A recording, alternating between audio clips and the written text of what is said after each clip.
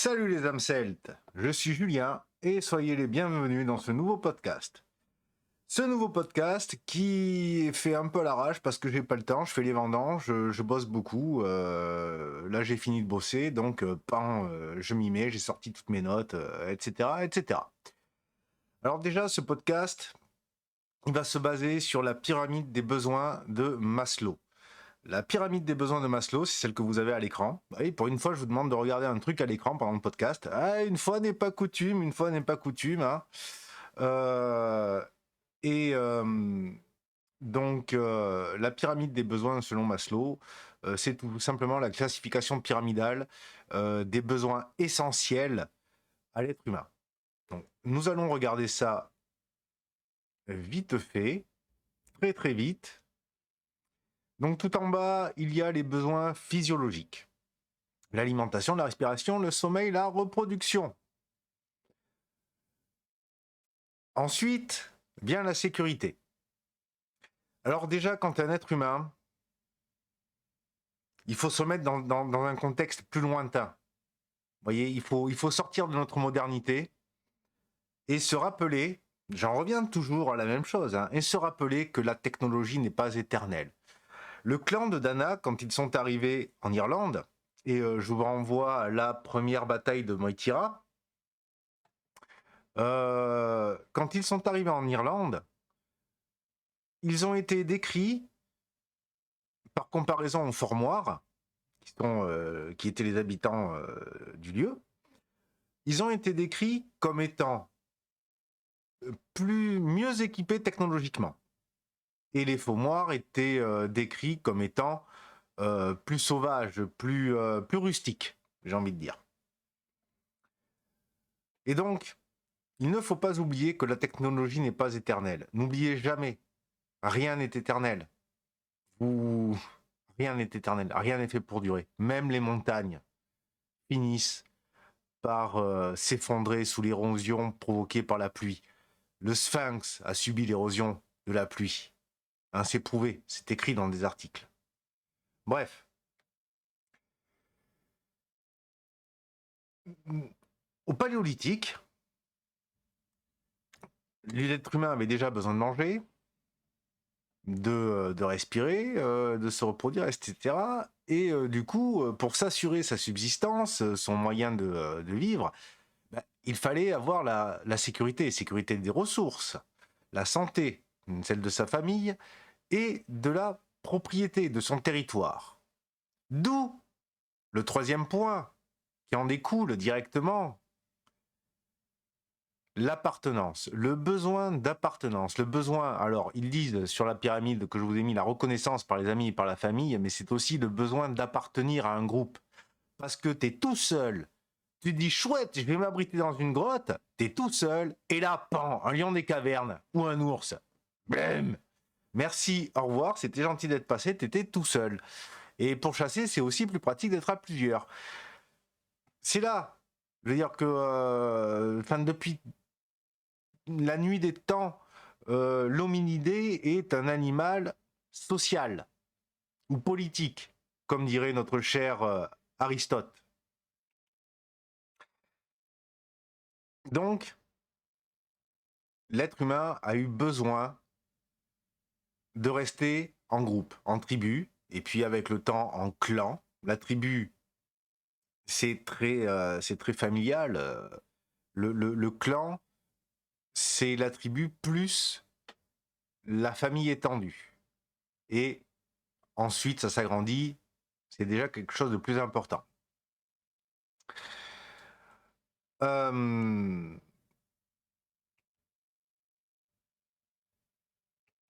Alors du coup, je ne dirais pas c'est la création du groupe, mais c'est la continuité du groupe, c'est le besoin justement d'avoir un groupe pour pouvoir survivre. Donc, être en sécurité. Le besoin du groupe répond euh, aux deux premières strates de la pyramide. Euh, Forcément, ensuite, il y a les besoins qui sont un petit peu plus personnels. D'ailleurs, nous restons dans l'individu, en fait, puisque ce sont les besoins individuels, au final. On a besoin de l'estime de soi, de pouvoir se regarder en face dans le miroir, de s'estimer et de se dire, encore une fois, dans cette même logique, je suis utile au groupe, je ne suis pas une charge, je lui suis utile. À l'époque, même un vieillard pouvait être utile au groupe, parce qu'il pouvait transmettre son savoir. Et donc, transmettre son expérience, c'est, en plus d'être reconnu par le clan, te permet justement de pouvoir avoir de l'estime pour toi, et développer de la confiance en soi. Dans la dernière partie de la pyramide, il y a la réalisation de soi. Et dedans, ça parle de spiritualité, de créativité, de spontanéité. Eh bien, le sujet que je vais aborder, ça va être celui de la religion, que j'estime être, le lieur, l'élément lieur. Vous voyez, un peu comme la sève de bouleau permet de coller des éléments entre eux pour fabriquer une lance, par exemple. La braie de bouleau, voilà, ça m'est revenu. Donc,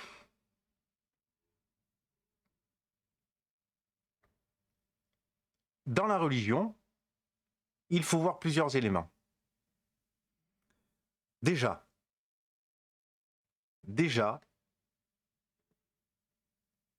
la religion, il y a la part individuelle, qui est une part extrêmement importante.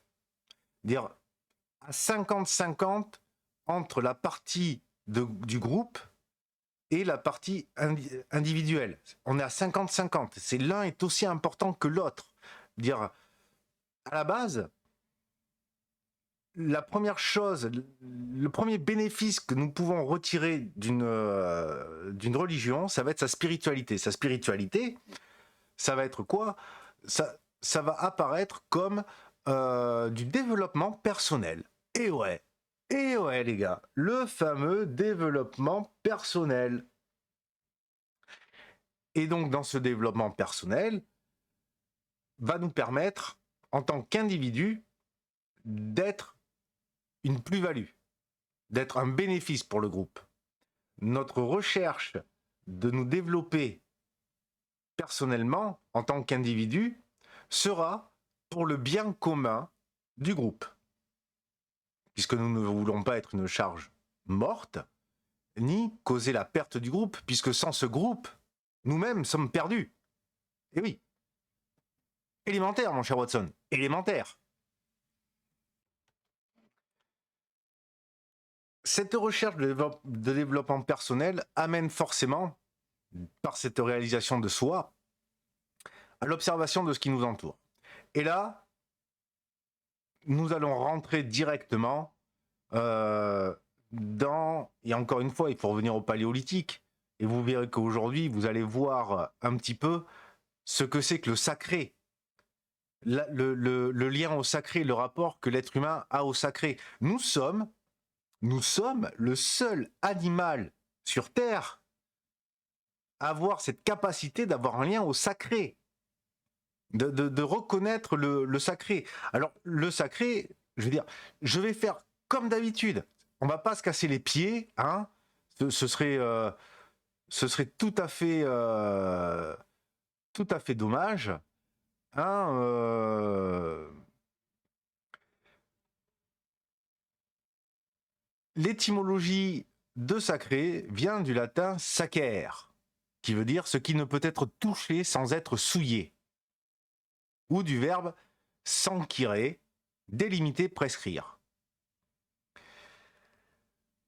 Le sacré, c'est ce que l'homme ne peut toucher sans le souiller. La nature est sacrée. Regardez autour de vous ce que nous faisons de la nature, notre production. Notre production, c'est prendre de la matière naturelle pour la transformer. Nous la souillons irrémédiablement. C'est une évidence. Dire, on n'a pas besoin de sortir de Saint-Cyr pour savoir que fabriquer une arme, c'est souiller la nature.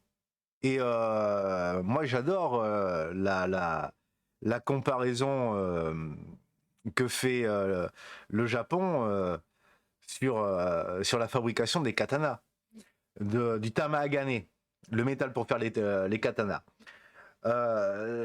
Les hauts fourneaux pour fabriquer le tamahagane sont comparés aux dragons.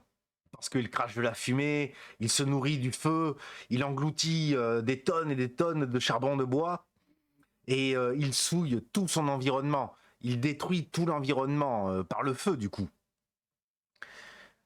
Donc, voilà, c'est le rapport au sacré.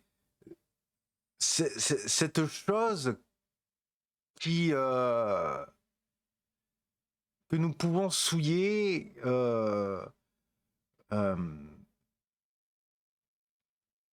qui est qui est hors de nous. J'ai envie de dire. Les Gaulois considéraient que le domaine du sauvage appartient aux dieux. Et n'importe qui ne pouvait pas chasser chez les Gaulois. Le gibier appartient aux dieux. Donc tu ne chasses pas n'importe comment pour te nourrir. C'est sacré. C'est délimité.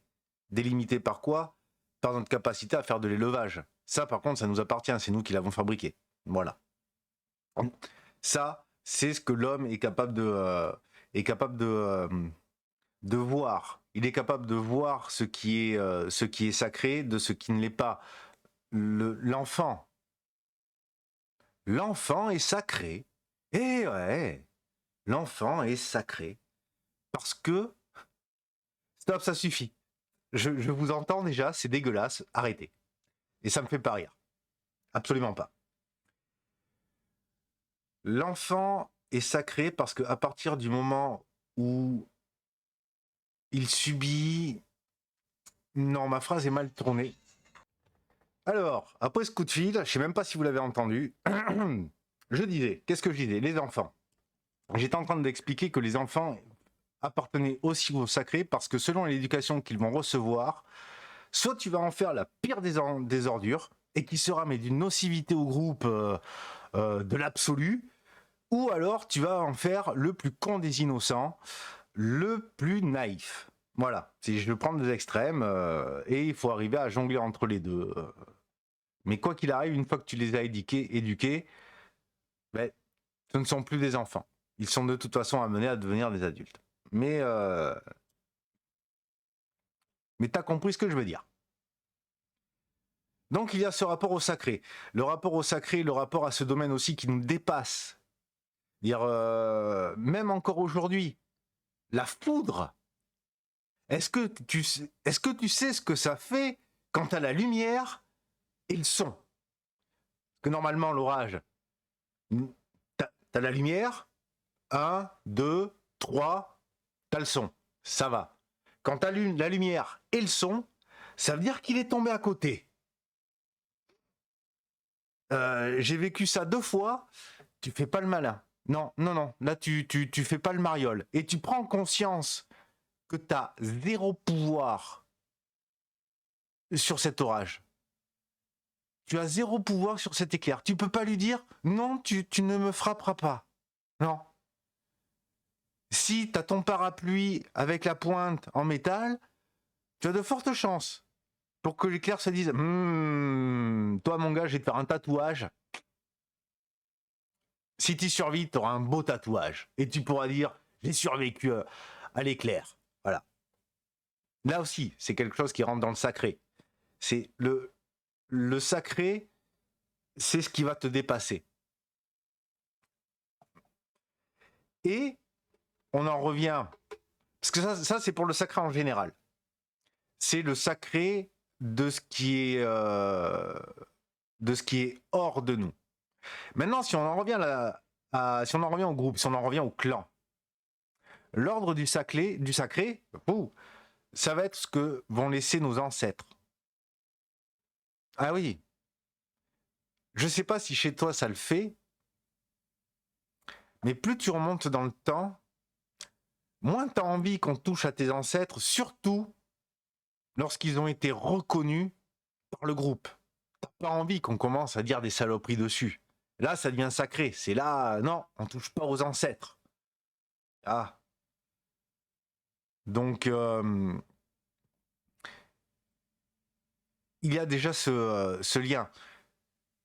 Enfin, en tout cas, c'est le sacré. Et du coup, il y a déjà ce lien par le sacré vis-à-vis des ancêtres qui se crée et qui va te donner cette envie de te dépasser, de te développer personnellement, individuellement, pour justement que le groupe puisse te reconnaître et ainsi rester dans cette continuité de marquer le groupe et de garder le souvenir à travers le temps de ton nom, de ta personne, d'atteindre l'immortalité, d'être un dieu.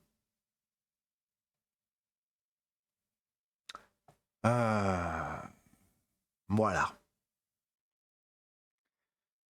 L'aspect religieux, toujours dans le développement personnel, c'est de pouvoir avoir ce lien aux ancêtres et de se dire que nous voulons les dépasser, que nous voulons leur ressembler. Le côté de la spiritualité, c'est la connaissance de l'environnement.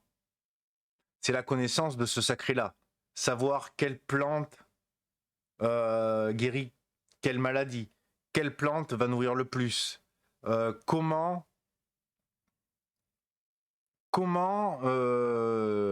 quels sont les signes qui indiquent quel est le comportement de ton animal. Le chien avec les oreilles baissées, la queue en bas pour expliquer qu'il est en train d'avoir peur, ou au contraire les oreilles aux aguets, une patte relevée et la queue droite, fermez-la. Qui en fait... Non mais je vous entends. Moi tout seul derrière mon PC, je vous entends dire de la merde. Stop. Vous direz de la merde pendant le banquet. S'il vous plaît. Là, il a repéré quelque chose, il faut faire attention, il faut l'écouter, il faut le regarder.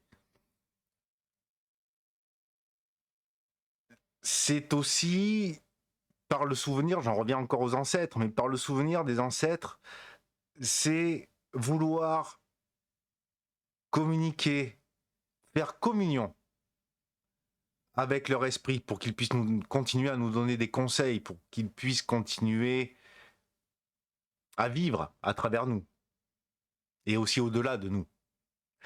Mais là, on dévie de la rationalité, si chère à notre République laïque. On en dévie. Et là, on va commencer à s'intéresser à la religion dans le groupe. À quoi sert la religion dans le groupe? Donc nous avons vu que la religion, d'un point de vue individuel, nous sert au développement personnel, ou du moins à nous développer, à développer notre individu, ce qui a donné le développement personnel au XXIe siècle, histoire de faire un petit peu d'historique très rapidement.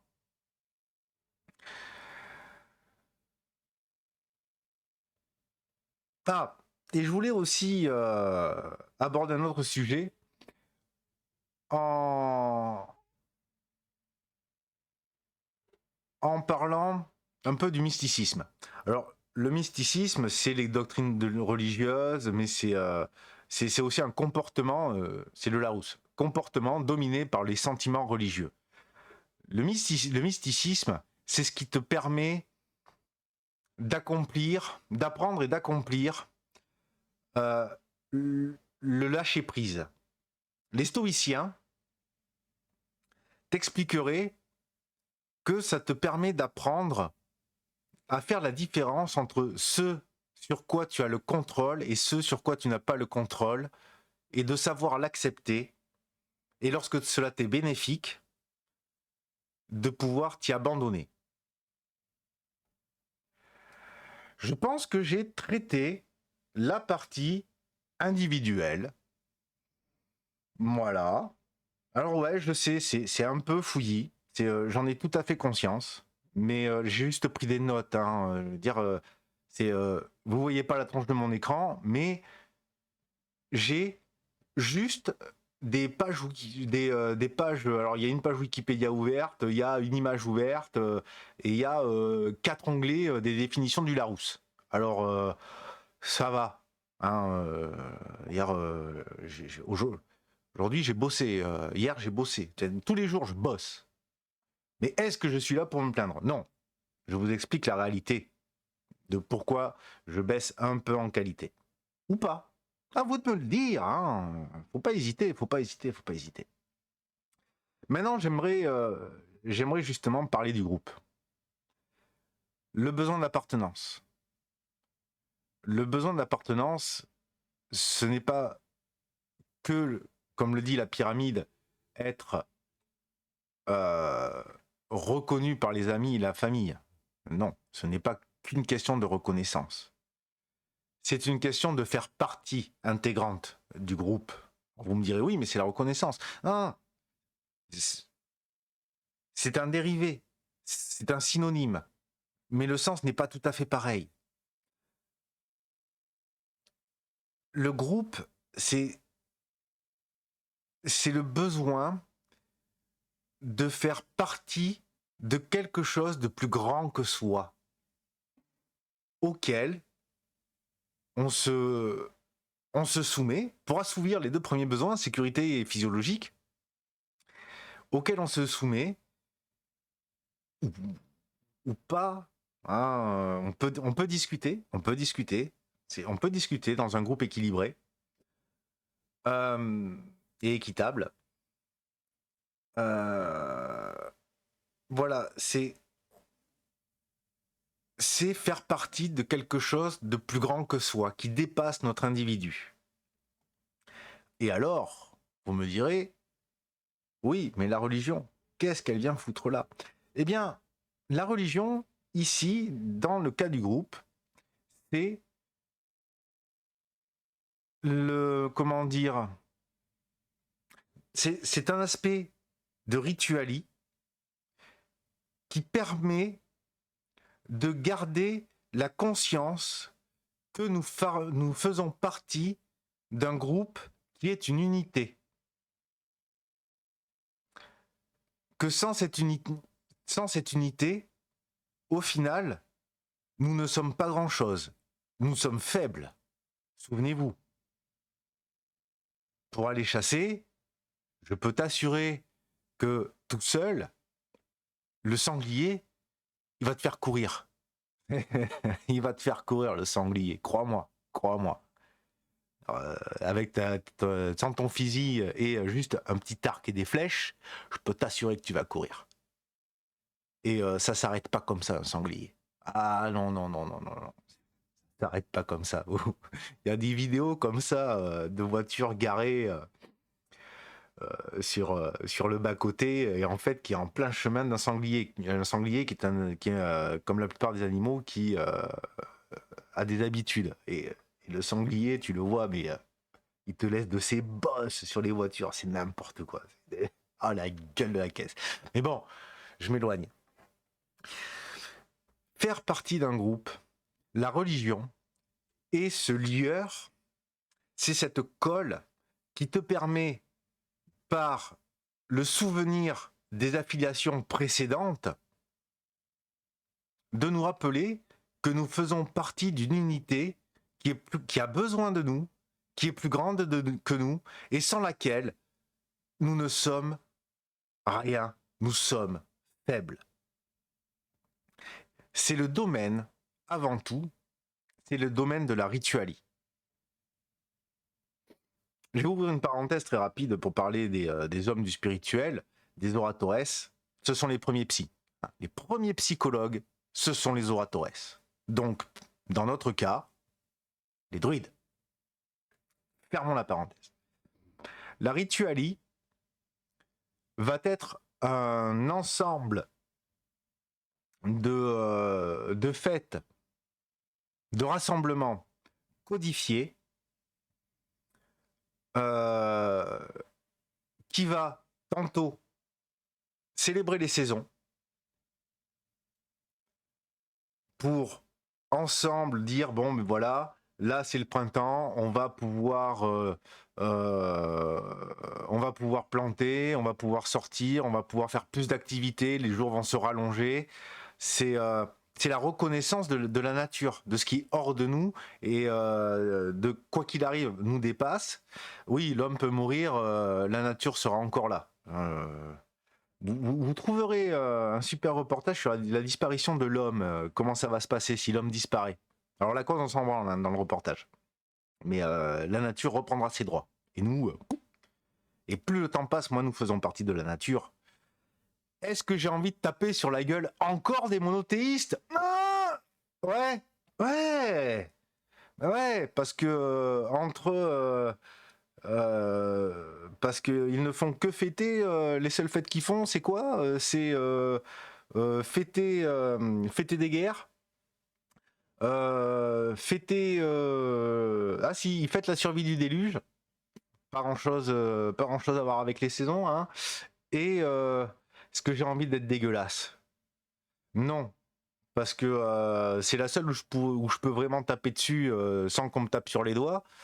Mais ce serait dégueulasse de ma part de taper aussi crûment. Donc on célèbre les saisons. Là, je saute du coq à l'âne. On célèbre les saisons.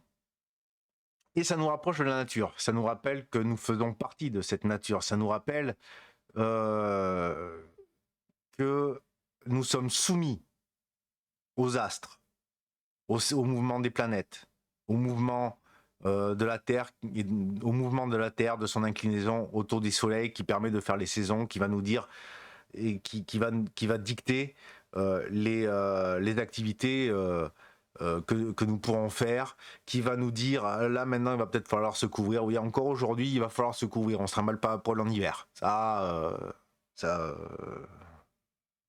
J'ai toujours été admiratif des femmes qui se trimballent en collant. Admiratif. Interrogatif. Est-ce que vous avez chaud en collant? Moi, rien que de vous voir en collant, je me gèle les couilles. Et pourtant, je suis équipé bien. Moi, j'ai pas froid, hein, mais vous me donnez froid en plein hiver. Ça te permet donc de savoir les activités que tu vas avoir, de connaître où en est le cycle de reproduction des animaux aussi,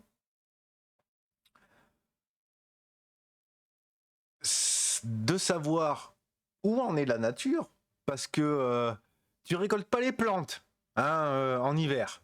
C'est la récolte des plantes, c'est principalement fin de l'été jusqu'à fin de l'automne. Hein, après, c'est un peu baisé, hein, ça devient complètement compliqué, et c'est là où il faut faire des réserves. Ça t'indique quand est-ce qu'il faut faire des réserves. C'est ça que permettent de fêter les deux équinoxes et les deux solstices. Alors d'ailleurs, en parlant de solstice, vous chercherez, je vous laisse chercher pour le reste, mais si on parle de Yule,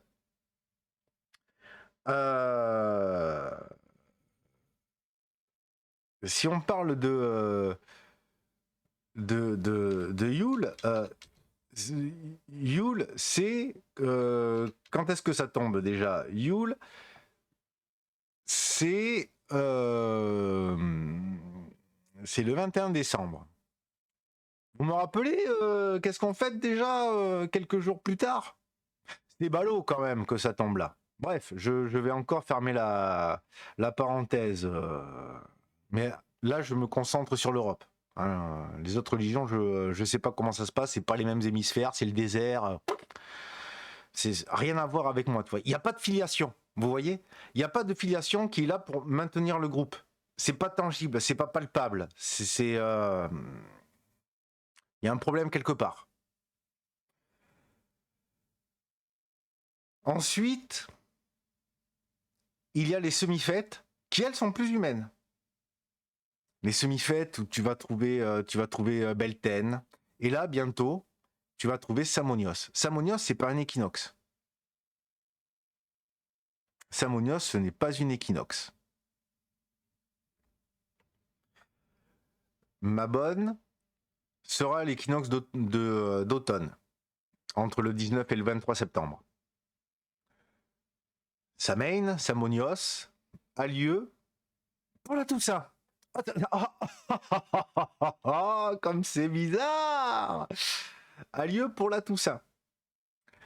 Samain, Samonios, c'est la nuit entre le 31 et le 31 octobre et le 1er novembre.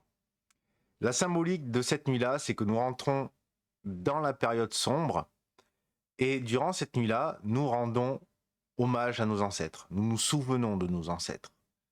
Nous remontons loin, nous racontons les histoires qu'il nous est resté de nos ancêtres. Ah oui, moi je suis sûr que les histoires de mes arrière-grands-parents, ça va être que voilà, il a pris du gaz moutarde ou je sais plus quel gaz. L'histoire c'est ça, pendant la Première Guerre mondiale, mon arrière-grand-père qui a survécu au chemin des Dames s'est retrouvé gazé. Et avec les effets du produit, il a été obligé de s'enlever les poils de la barbe un par un. Hein, donc ça commence comme ça. Et ça finit du genre, 1000 ans plus tard, ça finit, oui. Donc l'arrière-grand-père a été empoisonné. Il est mort et ressuscité. Hein? Il est mort et ressuscité, il est devenu invincible. Et pour vaincre ses ennemis, il leur pétait à la gueule et il crevait du gaz qui sortait de ses entrailles. Vous voyez, voilà, tu parles d'un fait réel. Le truc a été tellement fou que 1000 ans plus tard, bon, ben c'est un dieu qui est capable de souffler des nuages toxiques qui ont permis de vaincre l'armée d'en face. Comme ça que ça fonctionne. Et donc pour en revenir à ce que je disais, là nous rentrons aussi dans des fêtes de souvenirs. Ici particulièrement, là on se souvient de nos ancêtres, nous nous rappelons que nous faisons tous partie du même groupe, du même clan, que nos ancêtres ont eu des histoires communes, que nous sommes au final, que quand nous remontons jusqu'au dernier grand cataclysme, ben, vu qu'il restait plus personne, nous sommes les descendants de ces grands ancêtres-là qui ont laissé leur nom et sont devenus des dieux. Dagda, Lug, Brigid, Morrigan, etc., etc. Donc, voilà.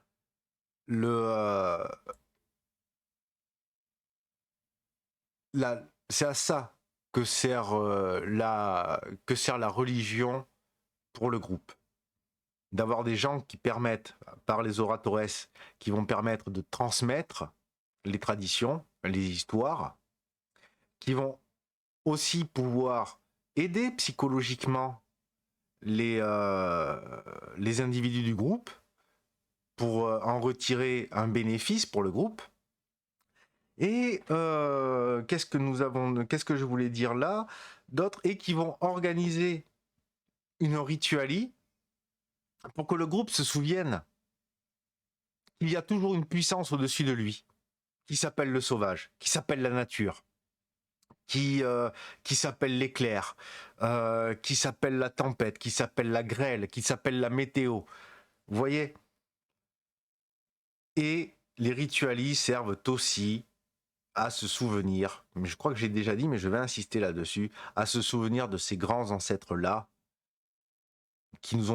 desquels le groupe est issu, et qui permet de donner cette identité forte au groupe, qui permet la sécurité du groupe.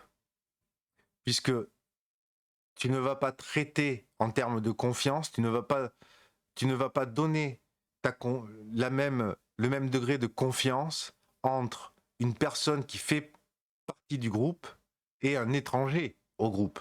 Et encore une fois, avant de... je vous demande d'avoir cette réflexion 3000 ans en arrière, ou à l'époque du Paléolithique.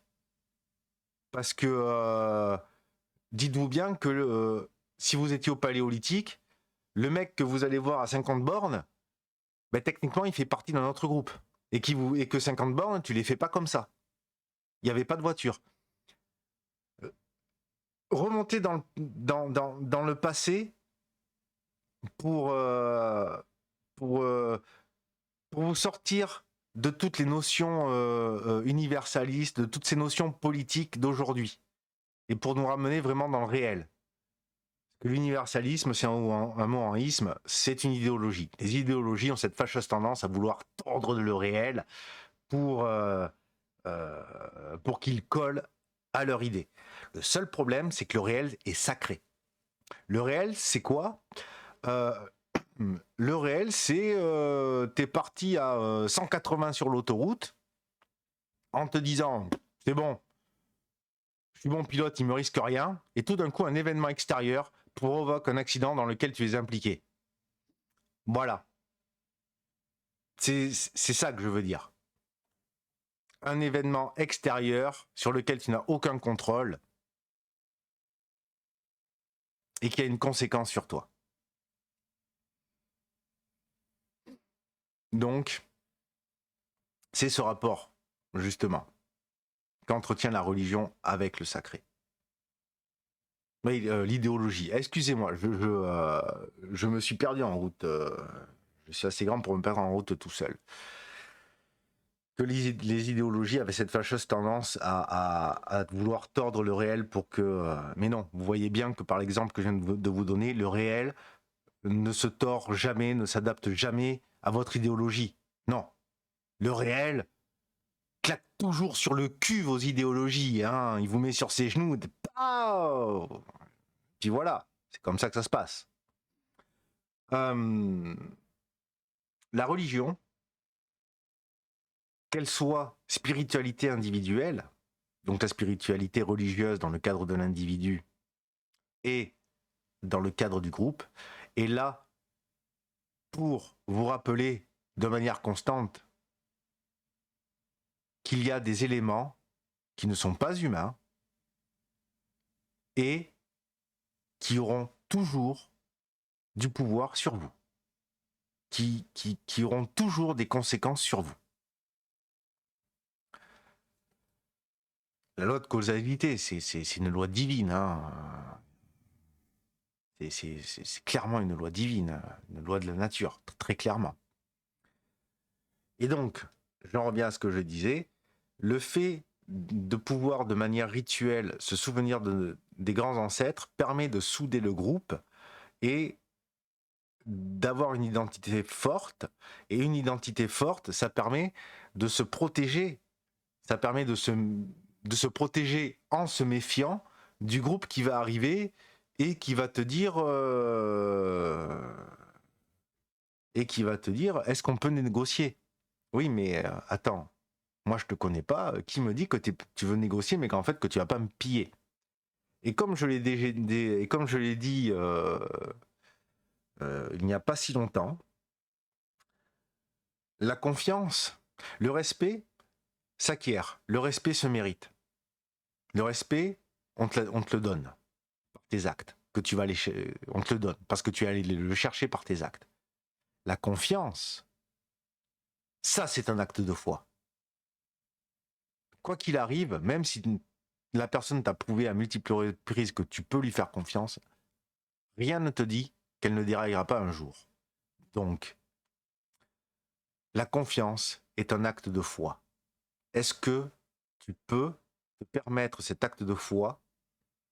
À quelle mesure peux-tu te permettre cet acte de foi face à un groupe qui vient d'ailleurs, tu ne sais pas pourquoi il est parti de cet ailleurs-là et qui se retrouve sur ton territoire.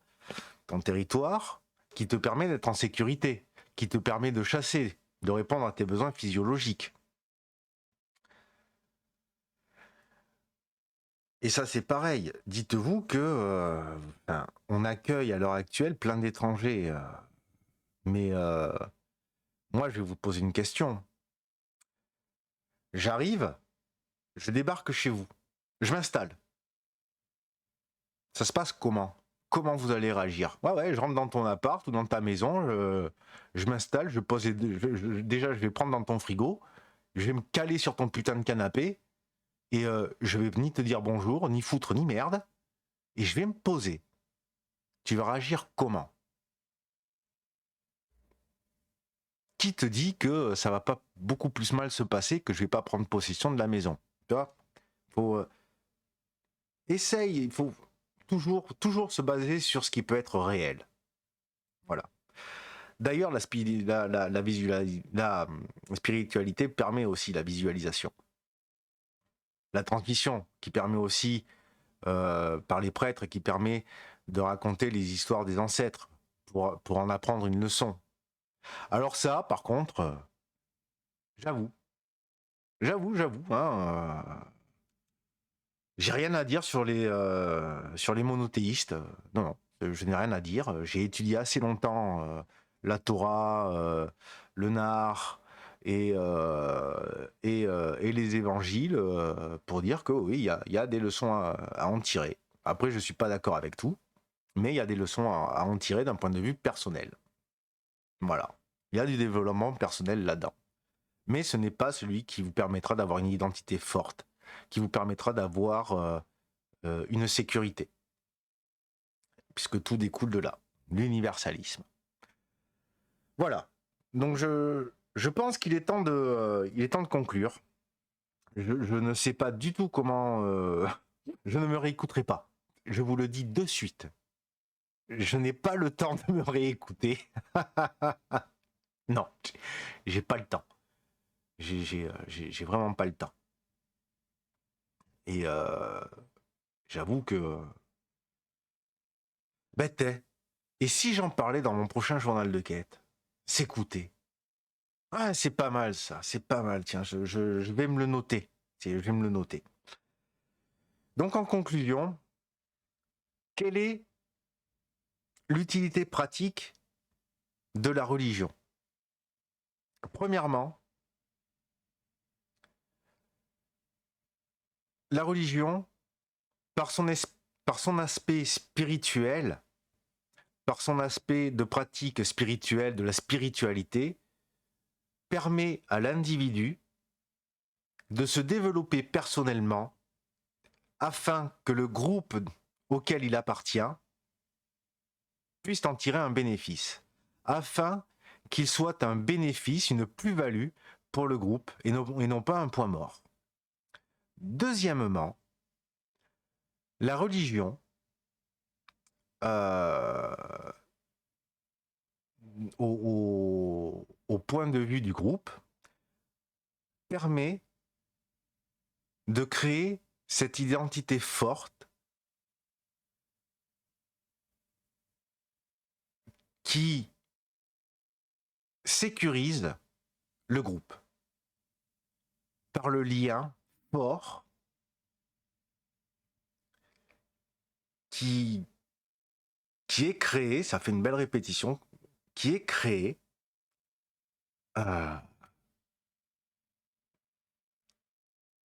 et c'est un lien d'ailleurs qui est exclusif. Mais nos grands ancêtres ne sont pas les mêmes grands ancêtres que les étrangers de notre groupe. Réfléchissez à cela. Non. On n'a pas été créé à partir d'un putain de morceau de boue. On a été créé à partir de papa dans maman. Voilà. C'est comme ça que ça fonctionne. Ça suffit maintenant. La religion permet d'accéder par son lien, par la création, le maintien de son lien, par la transmission par la transmission de l'histoire du groupe, par la transmission euh, de leçons pragmatiques, par le développement de l'individu, permet la sécurité qui découle du besoin de garder un territoire qui permet de répondre aux besoins physiologiques de l'être humain, groupe qui permet de répondre aux besoins de reproduction de l'être humain et aux besoins de sociabilité de l'être humain. Les ressources, la propriété, la famille, la sécurité, l'alimentation, la physiologie, l'alimentation, la respiration, le sommeil, la reproduction, tout cela n'est permis que en étant une partie intégrante d'un groupe qui nous rend plus forts. La religion permet d'être un lien par la transmission. Elle permet de ne pas oublier qui nous sommes, où nous sommes, à condition qu'elle reste, vous allez trouver ça fou, à condition qu'elle reste ancrée dans la réalité. Je vais conclure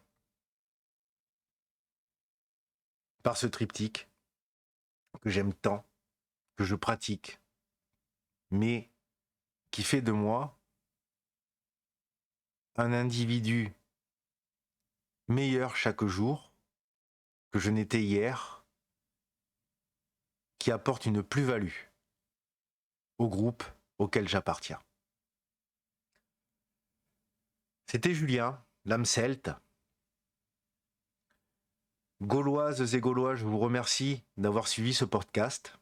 J'ai complètement oublié de vous demander pour récompenser mon travail, parce que tout ça, c'est des réflexions qui datent de très très longtemps, plusieurs dizaines d'années, pour m'encourager, pour m'exprimer que vous avez apprécié ce moment que nous avons passé ensemble. Et si vous voulez continuer à découvrir et cheminer avec moi sur la voie de l'âme celte, sur l'art de vivre de l'âme celte, abonnez-vous. Activez les notifications. Pour me récompenser, mettez-moi un pouce vers le haut. Si vous n'êtes absolument pas d'accord avec moi, mettez-le vers le bas. Ça fait quand même du référencement. Je prends tous les commentaires pertinents, critiques constructives. Je prends.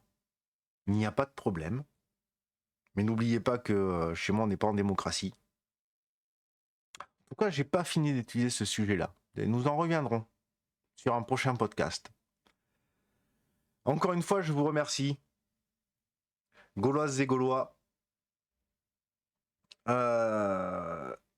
Et je vous dis à bientôt pour un prochain podcast. Allez, à plus tard et encore merci.